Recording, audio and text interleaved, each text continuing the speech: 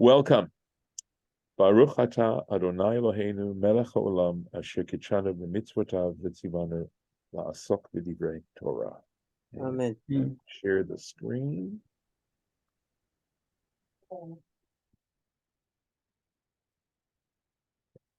So what we're doing is verse 5, where it says, Vayikra Elokim laor yom, God called the light day, God called the light day, v'lachoshech, and to the darkness, kara laila, right? Kara laila, he called that night, he called the darkness night. Vahi erev, vahi boker, there was evening, there was morning. Yom echad, day one. So let's take a look at this. All right, so we're doing, of course, Torah Temimah, Laor Yom, to the light day. Lo deor yomhu. It's not saying. Sorry, I think this is lo ha. Well, no, it is. I guess it is a dalet. It's a little mark on my screen. All right, it's not that light is day. Ela hachikamar. But this is what the Torah is trying to say to us. Kraye Rahmana lenahora, the merciful one called to the light. Ufakde amitzvata de yamama, and he commanded it to perform the mitzvahs, the various things that need to be done during the day. The duties, I would say, right? And he ordered him regarding the duties of the day. V'kraye lachashocha, and he also called to the darkness. Uvakde amitzvata delayla, and he ordered the night regarding the responsibilities, the commandments of the night time. And we'll see what exactly is being said here. We're going to try to understand this better. Yitachen, it would appear, that with regards to the light, ha'inyan, the issue is, the kashele, that the author of this opinion has a problem, right? He's my shayachut kriyat yom laor.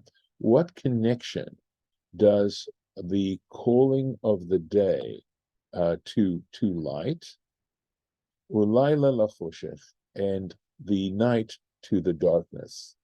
Halo be'emet, because in fact, or v'yom shnei dvarim shonim heim, because in fact, light and day are two different things. V'chein choshech v'layla, and likewise darkness and night. Shehare beveit afel, because we know that in a darkened house, choshech gam bayom, there's darkness even in the day.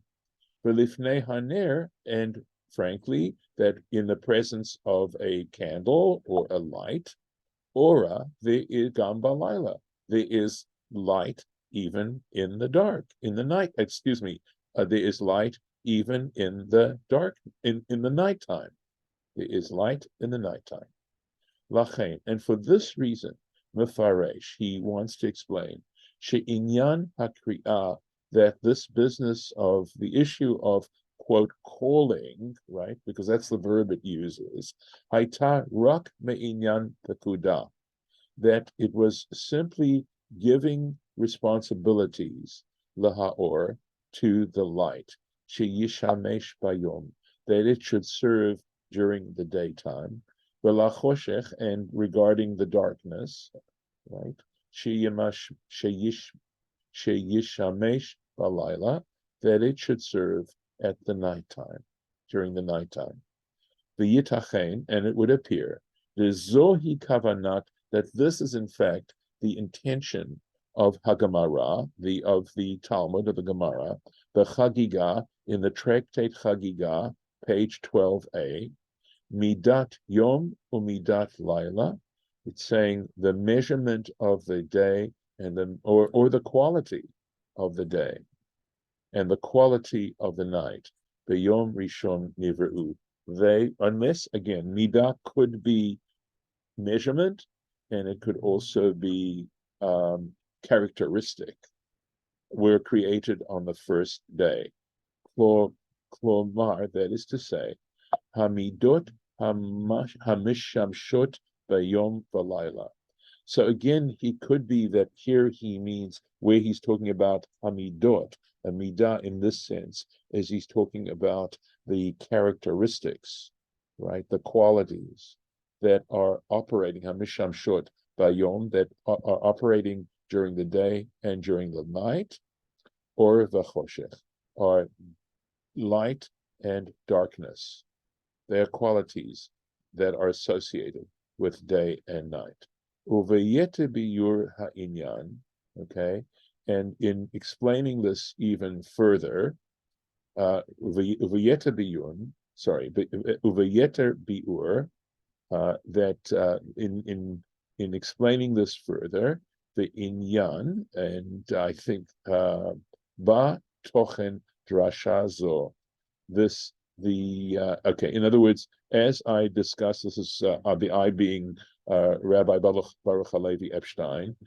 He says, "Tochen drasha zo," the content of this particular explanation, bidrasha haba'a miyushalmi, will be brought into the explanation of the next interpretation, which comes from the Talmud Yerushalmi. And let's see if he's doing that here. Yes, here it is, Yerushalmi. Right? It's going to be explained there. So let's take a look at this next. All right, at the next one here. And yeah, we did finish that first. This one here. Yeah, we finished that. So let's go to the next one. Laor yom, to the light day. Mashal Lamelech, this can be compared to a king. Shahayu lo shnei sarim, he had two princes. Ze omer, this one says, ani mishamesh bayom, this one says, I will serve during the day. Ze omer ani mishamesh bayom, and the other one says, I will serve during the day.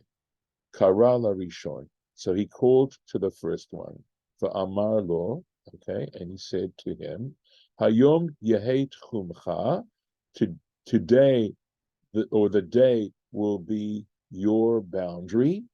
The Kara la sheni, and he called to the second, Amar lo, and said to him, Halayla yehet chumcha, that the nighttime will be your boundary. Hadahu dichtiv, as it states, Vayikra Elohim laor yom, as it says, God called the light day. Laor amar, that is to say, that to the light he said, Hayom yehet chumcha, the day will be your boundary. Ulachoshech amar halayla, ulachoshech amar, and to the darkness he said, Halayla yehet chumcha, the nighttime will be your boundary, your area. We'll take a look here at what he has to say. So, Kfar nitpa arad rashozu, he says this particular interpretation has already been explained bidrasha hakodemet in the previous interpretation. The inyan echad lahem, and they are both talking about the same thing. Ela shekan ba'a b'harchev bi'ur, but here it comes with a little additional, broader explanation.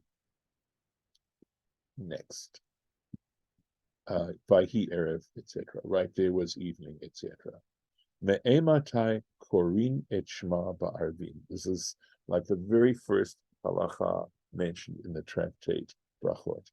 From what time, me'ematai, from what time does one recite the Shema prayer in the evening, in the evenings? In other words, at what time, what's the earliest time you can recite the evening Shema? Misha'a sha'kohanim, from the moment sha'kohanim nichnasim lechol, go in, the priests come in, lechol bitrumatam, to eat their Truma, the Truma. And to explain Truma was an offering that was given by the Israelites of produce as they finished it to send to market. And basically, the average was 1/50th of the produce, and that went to the priests. And it had a sacred status, which meant that it was one of the lowest levels of sanctity, and that meant it had to be guarded against any impurity, etc. And that's the reason why it talks about the priests coming in, is because if a priest was impure and he had to wait until nightfall to finish the process of his purification, that would have been the earliest time he could come in. I will leave it at that. There's more to it than that, but let's just say that's why it's connected to the priest, etc. Umeimatai korin et shema b'shacharit, and from what point, what's the earliest point one can recite the Shema in the morning? Because one is supposed to recite the Shema twice a day. In the morning, it says, right, uveshochbacha uvkumecha, when you lie down and when you rise up. So what about the morning Shema? Misha'a, from the time sheyakir bein tchelet v'lavan, that when it's light enough to be able to recognize between tchelet, that blue color on the tzitzit, lelavan, from white. My shina, what was different here? Dinakat to arvit bereisha. In other words, why is he mentioning the evening Shema first? And there's a footnote on that. Yalif mi briato shel olam. He learns it out from the creation of the world, the universe. Dichtiv, because it says Vahi erev, Vahi voker. In the creation of the universe, it talks about saying there was evening and there was morning, and so to parallel that, he uses evening first. Excuse me.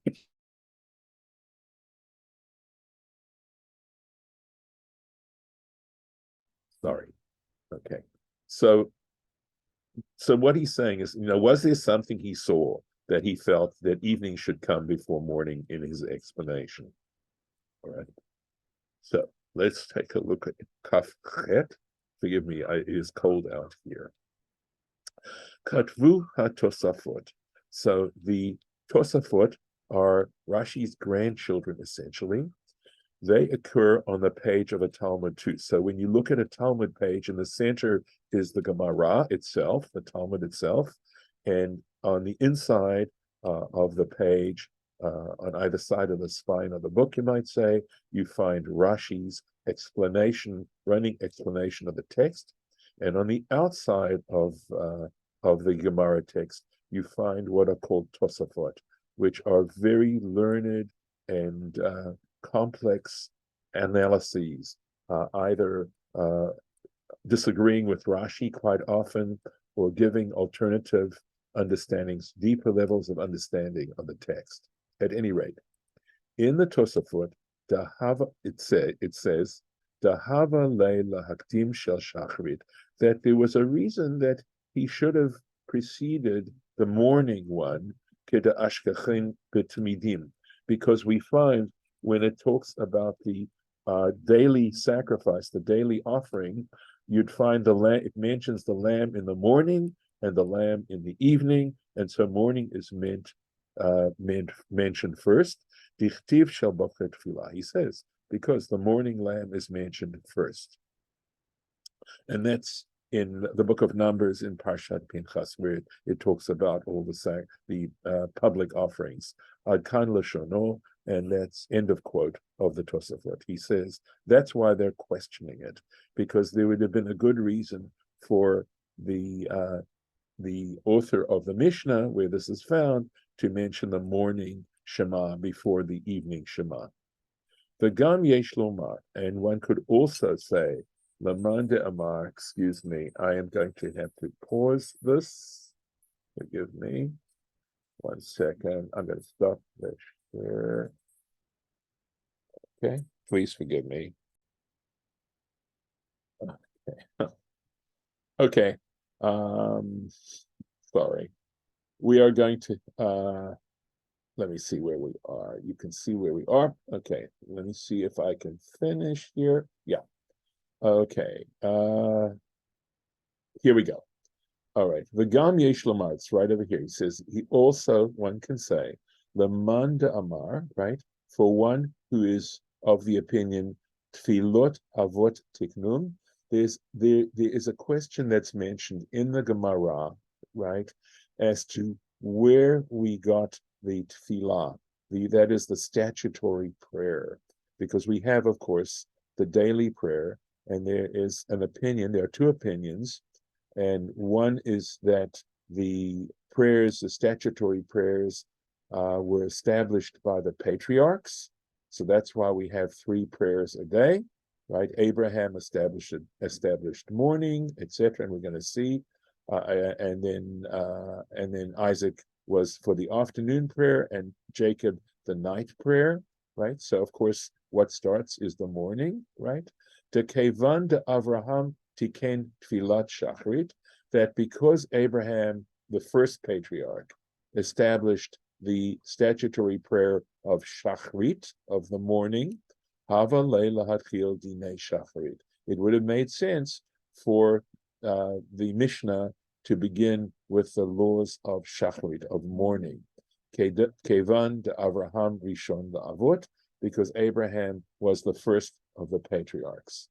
So he's analyzing here exactly what gave rise to the initial question of what was it that the author of the Mishnah saw that he needed to start the evening first and not the morning, because there was an argument to start in the morning, and actually 2 arguments to start in the morning.